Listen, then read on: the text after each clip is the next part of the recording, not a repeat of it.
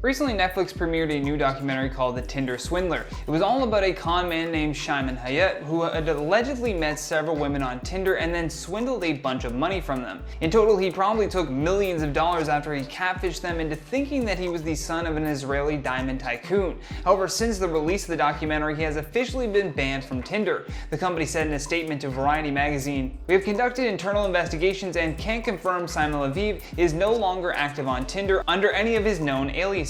Initially, it was reported that when the documentary was released, he could still be found on Tinder, which is just wild. Imagine you watch this documentary, open up Tinder, and then he just pops up. Despite being banned from all dating apps, Simon still has an active Instagram account and is actually verified. In his Instagram bio, he describes himself as the homeless king, and there's also a line there that says, "My enemies are after me, send money to save me." And this is the exact way that Simon would take advantage of these women. First, he would pretend to be the son of a billionaire and then take a Tinder match out on a lavish date. After a bit of courtship and whenever he found his next target, he would then message the first woman that his enemies were after him and that he couldn't access his money. So feeling scared and wanting to protect Simon, they would all wire him money. He would then use that money to impress the next woman and so on and so forth. For his crimes, the Tinder Swindler ended up spending 5 months of his 15-month sentence in an Israeli prison in 2019. Now he is looking to turn his shame into fame because apparently he wants to break into Hollywood. A source close to Simon told the press that he had already signed with a talent manager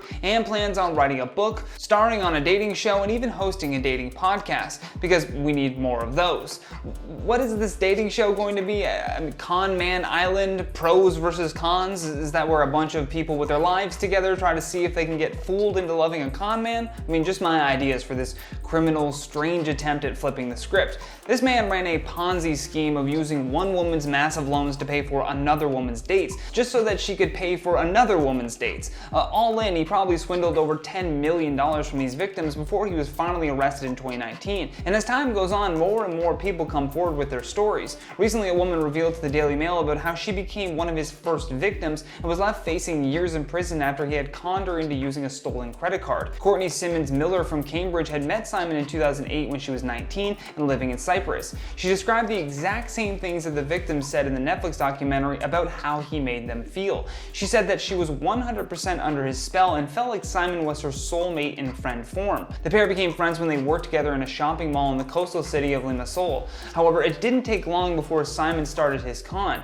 He told Courtney that he was a secret millionaire that had only been working in Cyprus because his very wealthy father wanted to teach him a lesson about the value of money. However, he said that he was now going to be receiving his inheritance and planned on starting a business with that money. He asked Courtney to be his personal assistant on a salary that was way more than what she was earning at the mall. So of course she agreed quickly. Unfortunately, that decision would one day be the biggest regret of her life. Falling for his con ended up costing her thousands of dollars, but also implicated her in an international credit card fraud, which then landed her in a cockroach-infested jail cell. Her first order of business as Simon's assistant was to rent a BMW so that he could, look impressive and successful when he showed up at business meetings.